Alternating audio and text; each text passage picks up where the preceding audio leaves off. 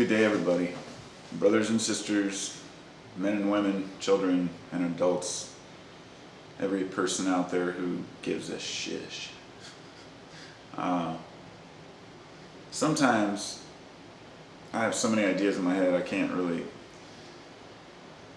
seem to decide on how to express them, and this is why I started making videos, is not to get subs or to try to gain any status, but so I can go back and look at these videos sometimes and see what I was thinking at a certain time.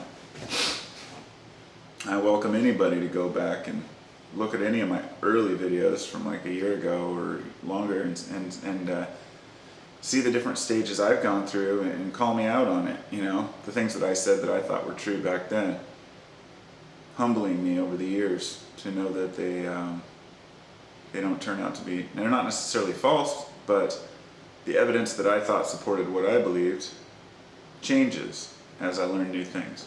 And this leads me to my topic of today, which is philosopher kings. And I'm listening to a lecture right now where they're speaking about the idea of philosophers in charge, or, you know, in rule of a society, community. And he was speaking about the ancient times and how it was such a ludicrous idea. And the part that kind of got me was that I think a lot of people today think that philosophy is an outdated idea, that philosophy was once respected and that now it's just made fun of. But that's not true. The actual history of philosophy is that it was even more ridiculed in ancient times. In other words, in Socrates' times, he was an ultimate outcast. Sure, he has people now that think that he was a great man, or Plato, or any of these, philosophers of the ancient times. We seem to have an image of them well there in our history books, and people talk about them, and they seem to be wise, so therefore they must have been respected. They weren't. I mean, Socrates was executed, basically, you know, forced to kill himself, which is a totally different subject. I mean, I can't even go into that right now. But he took the choice, and to me, it makes him look like a fool. So in some senses, philosophers of ancient times may have had some good ideas, but they fooled themselves quite often into thinking that they were doing things for the greater good, not understanding to the capacity that we do today how things really work. In other words, a philosopher of ancient times was confined to his area or land that he lived in.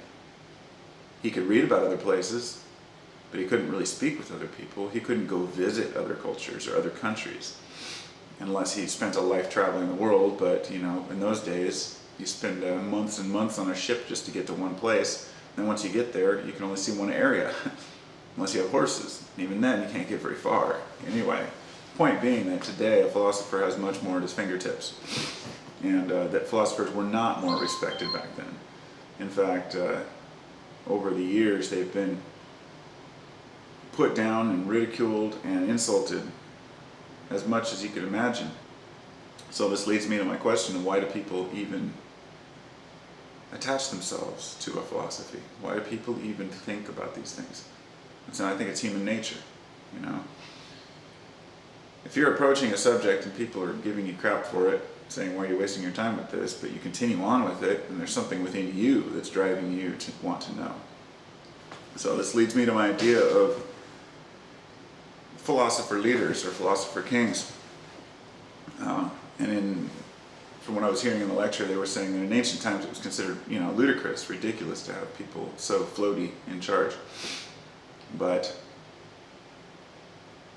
while not political people, philosophers may be, well, they could be political people, but the problem with putting a philosophers in charge of our society is that they don't want power. Philosophers don't want recognition or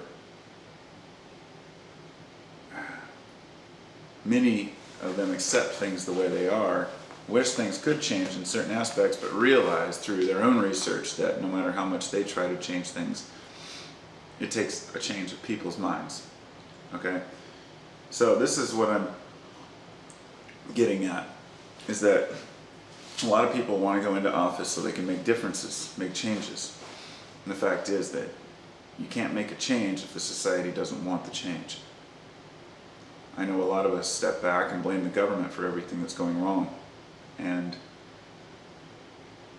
to just label it as government, is we forget. We say, hey, the government's supposed to be us. And now it's taking its own, it's becoming a monster. We wouldn't dare admit that that monster was responding to our desires.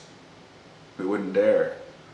And I truly believe, to an extent, that these leaders are telling us what we want to hear. Just like everybody always says, hey, they're just saying what we want to hear.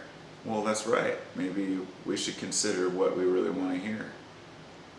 Consider what we as people think is important. So, anyway, that's just the idea that anybody who was designed who could be in charge and be a quality leader doesn't desire that power at all. And unfortunately, it has to be a power, and it has to be taken by force, and it has to be held by force, because there's always somebody out there trying to pull one over on someone else. This isn't a society of perfection where everybody cares about one another.